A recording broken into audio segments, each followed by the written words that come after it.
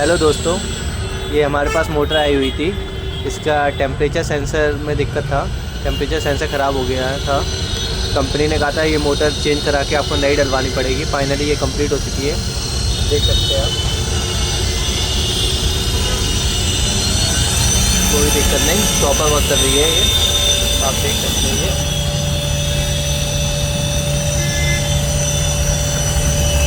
ये रहा हमारा एड्रेस। जिस किसी भाई को मोटर कंट्रोलर कन्वर्टर या चार्जर रिपेयर करवाना है, आप हमसे संपर्क कर सकते हैं।